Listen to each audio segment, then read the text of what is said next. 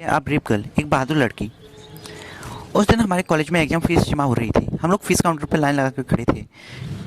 जब हम लोगों की फीस जमा हो गई तो हम लोग कॉलेज से बाहर निकले और कॉलेज के सामने ही खड़े होकर बातें करने लगे। तभी वहाँ अचानक से दूसरी क्लास से कुछ लड़के निकले और हमारे पास से निकलते ही अंकिता की तरफ इशारा करते हुए एक लड़का कहने लगा, क्या खूब दिखती हो, बड़ी सुंदर लगती हो। अंकिता ने गुस्से से उस लड़की की तरफ देखा और बोली, क्या कहा, बताऊं क्या तुझे। लड़के ने हंसते हुए कहा, आप जैसा कोई मेरी जिंदगी में आए तो बात बन जाए, बात बन जाए।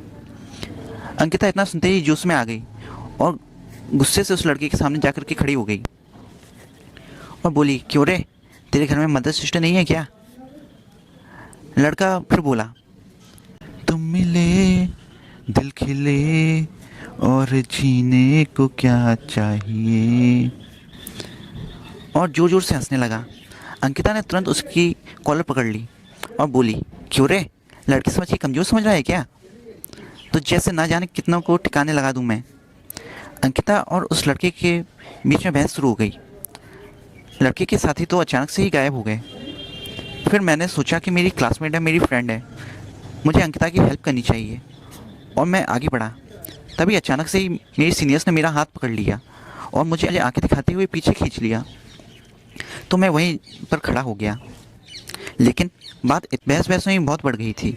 अंकिता के उस लड़के की कॉलर पकड़ने के बाद अंकिता से उस लड़के ने बोला, एक अब तू अति कर रही है, अब मैं देखता हूँ कि तू कल कॉलेज कैसे आती है और तेरा जीना मुश्किल कर दूंगा।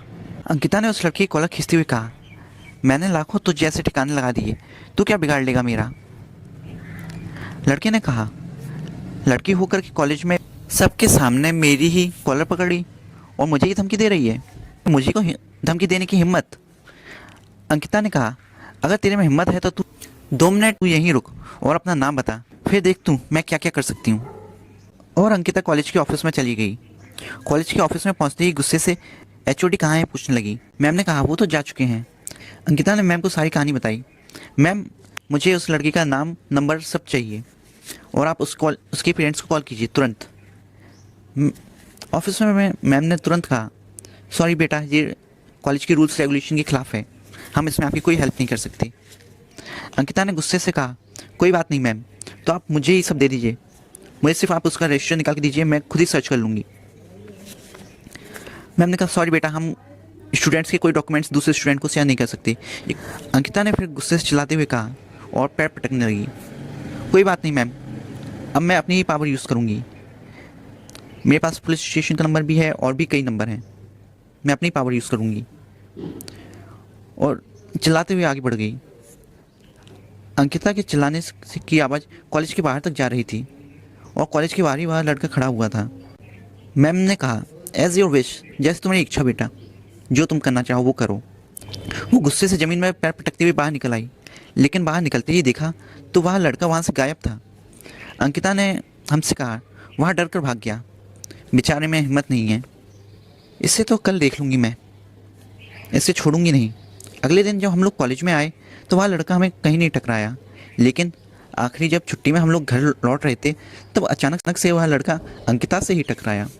अंकिता को देखते ही उसने घबराते हुए अपनी नज़रें नीचे झुका ली और अंकिता गुस्से से उसकी तरफ देखने लगी। उस लड़के ने अंकिता से बहुत धीमी आवाज़ में कहा, सॉरी दीदी, मुझे माफ़ कर दीजिए। अंकिता कन्फ्यूज होकर के अंकिता ने कहा, क्या कहा, सुनाई नहीं दिया, ज़रा ज़ोर से बोलना। फिर उसने ज़ोर से बोला, सॉरी दीदी, मुझे माफ़ कर दीजिए, आगे से मेरे से ऐसी कोई गलती नहीं होगी, आप मेरी कहीं कंप्लेंट नहीं कीजिए। उस लड़के के यह कहते ही अंकिता थोड़ी नॉर्मल हुई, लेकिन फेस पे अभी भी उसकी गुस्सा था और उसने कहा, कोई बात नहीं, इट्स ओके, आगे से ध्यान रखना। और उस लड़के के जाते ही अंकिता की फेस पे स्वीट सी स्माइल आ गई। अंकिता जैसी ब्रेव गर्ल, बहादुर लड़कियों को मैं सैल्यूट करता हूँ। Stay motivated with self motivationals, stay blessed.